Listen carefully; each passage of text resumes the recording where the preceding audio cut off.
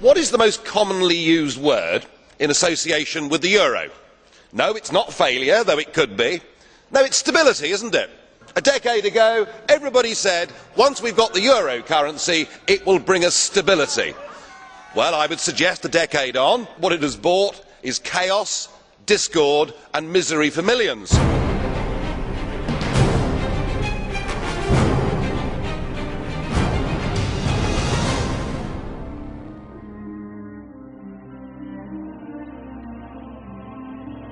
What's happened in the last week marks the beginning of the end. The markets are saying it already.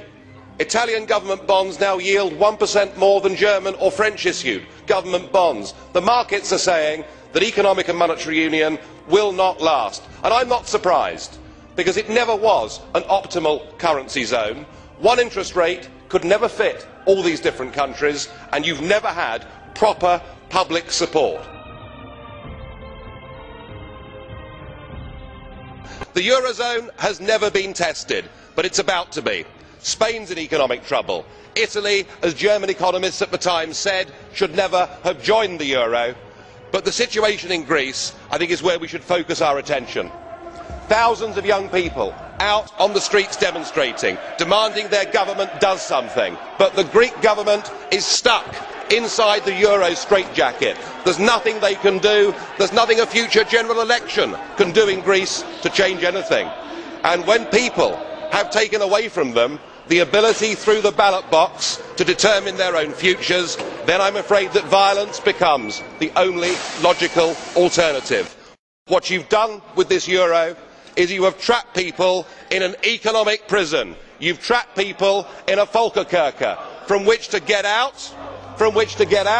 It will take great courage, it will take leadership, or possibly the inevitable economic meltdown.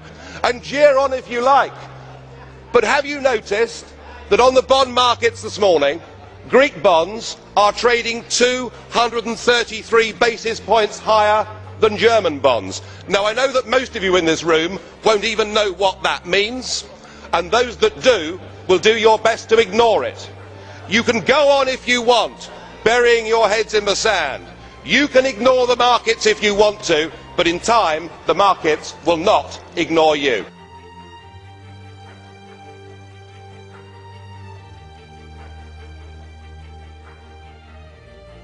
Whilst 60 years ago an iron curtain fell across Europe, today we have the iron fist of the European Commission, and we've seen it with Article 121 and with Greece effectively being turned into a protectorate. Poor Greece, trapped inside the economic prison of the euro. In 1968 we had the Brezhnev doctrine of limited sovereignty. Today we have shared values, we have ever closer European Union and pooled sovereignty, and that is what you've used. But of course it won't just be Greece, because the same is going to happen to Spain, to Portugal and to Ireland. 121 will be invoked with all of those. Mr Barroso, you said earlier we will stick to our course, and that means millions of people in Europe will be put through pain as you attempt to keep together this disastrous project that is the euro. It will fall to pieces, of that there can be no doubt.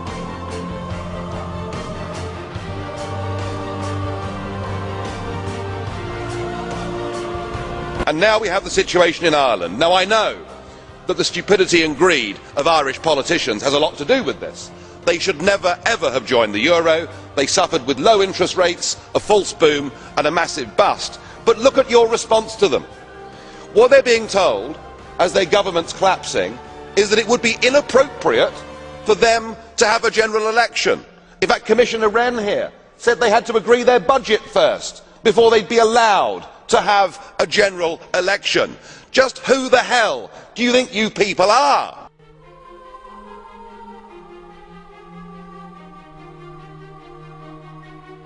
And yet the word stability still being used this morning. Mr Barroso used it, Mr Van Rompuy used it. Stability. In fact, we're patting ourselves on the back that the bond auctions in Portugal went well last week, when the reality is it was the European Central Bank actually using taxpayers' money to buy their own debt.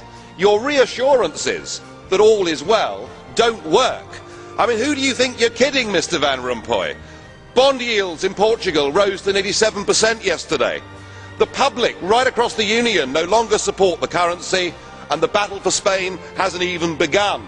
The model itself is failing, and yet what you want is to double the size of the bailout fund. You even want to increase the scope of the bailout fund so that along with the ECB, you too can go on buying yet more of your own debt.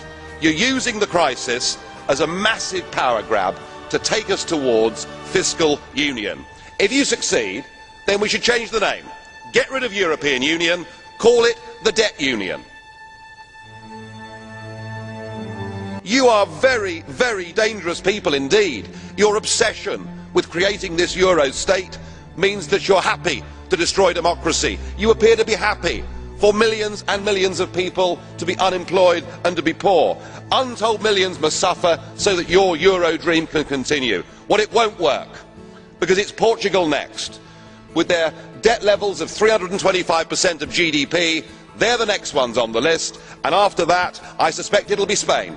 And the bailout for Spain would be 7 times the size of Ireland, and at that moment, all of the bailout money has gone. There won't be any more. But it's even more serious than economics, because if you rob people of their identity, if you rob them of their democracy, then all they are left with is nationalism and violence. I can only hope and pray that the Euro project is destroyed by the markets before that really happens. Now, what you should be discussing at your summit on Friday is Portugal, because after the bailouts in Greece and Ireland, it's pretty obvious the markets are sending you all a message. Come in, number 3, your time is up. Portuguese bond yields on Monday hit 7.6%. You know that yourself. It was only at 7%, of course, when it got there, that Ireland had to be bailed out. We've also got, in April, a massive rollover of Portuguese debt, another 20 billion that has to be rolled over.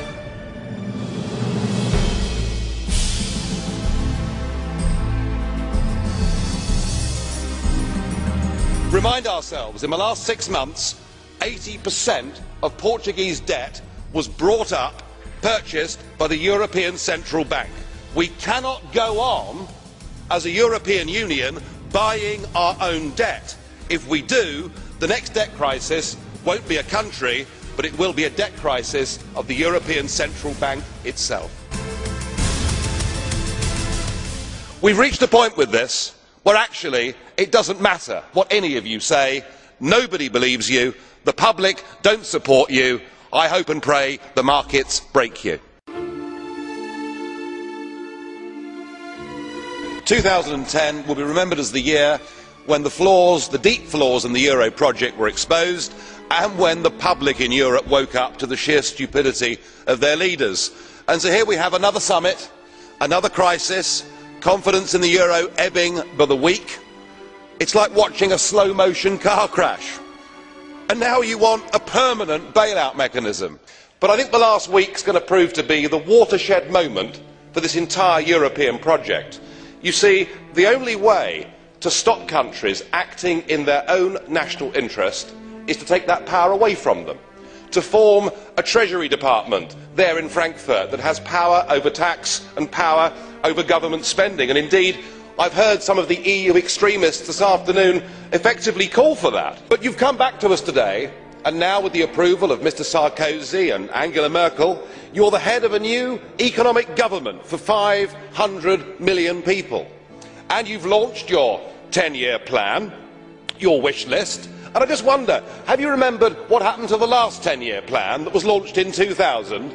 It was launched in this Parliament to much acclaim. It was a total and utter crippling failure even before the global recession hit. And in fact, all centralised EU plans fail. Just look at the disastrous, ruinous common fisheries policy. And now your beloved euro has failed. It's failed politically at its first major hurdle. You weren't able to come up with a plan at that summit. You can't bail out Greece without the International Monetary Fund coming in to save, at least for the moment, your euro dream. And yet, Mr Van Rompuy, your plan seems to be we're losing, we're failing, let's have more of the same. let's have more Europe, let's have more failure. But it must be one thing or the other. It's either a full EU state that controls everything, or it is disintegration and back to national control. Well, President Barroso, you're certainly flexing your muscles, using the powers given to you by the Lisbon Treaty, which you pushed through using illegitimate means. You now do everything you can on the world stage and within the EU to acquire all the attributes of statehood. And nowhere could that be more apparent than in your recent proposal for a direct tax to be levied by the European institutions on the peoples of this continent. Of course, in previous times there was a very successful independence movement that campaigned on the slogan of no taxation without representation. And you certainly, sir, are not a representative. We haven't voted for you and we can't remove you. So I think with this direct tax you actually made a mistake. Because what this euro is all about, it's about a political class imposing its will upon the peoples of Europe. Remember, only 2 countries had a referendum on the euro, Denmark and Sweden, and both of them said no. What we have before us here is the new government of Europe.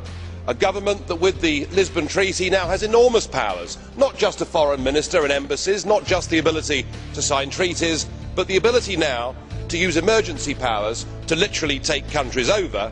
And yet what we've heard from the European Parliament big group leaders this morning is the demand that you take even more powers and do it even more quickly. And perhaps it's worth reminding ourselves that this treaty that gives this Commission these powers does not have democratic legitimacy in the European Union at all. You ignored referendums, you denied referendums, and you bullied the poor Irish into voting for a second time. Now I'm struck that the common denominator with this Commission is the sheer number of them that were communists or were very close to communism. Mr Barroso himself was a Maoist.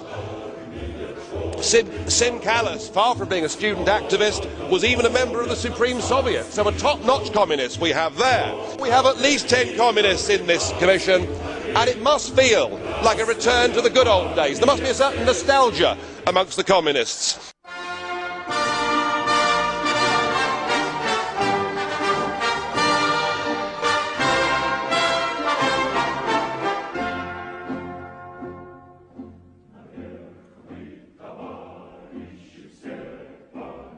Do enjoy the 10th birthday of the euro, because I very much doubt you'll be celebrating the 20th.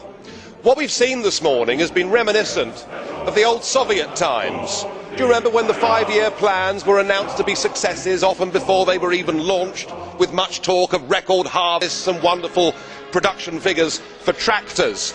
And I suppose, much like those days, we've been treated this morning to a succession of unelected, ageing bureaucrats telling us what a great success the whole thing's been. It's all delusional stuff. Just look around this chamber this morning. Just look at these faces. Look at the fear. Look at the anger. Poor old Barroso here looks like he's seen a ghost. You know, they're beginning to understand that the game is up. And yet, in their desperation to preserve their dream, they want to remove any remaining traces of democracy from the system. And it's pretty clear that none of you have learned anything. You know, when you yourself, Mr Van Rompuy, say that the euro has brought us stability, I suppose I could applaud you for having a sense of humour, but isn't this really just the bunker mentality? We need democratic solutions to this. If you go on pushing your extreme euro nationalism, this will lead to violence right across every member state in this union. And perhaps this is why we see the fear in the faces. Increasingly people are saying, we don't want that flag, we don't want the anthem, we don't want this political class, we want the whole thing consigned to the dustbin of history. We must put the future of Europe to people in every member state in free and fair referendums.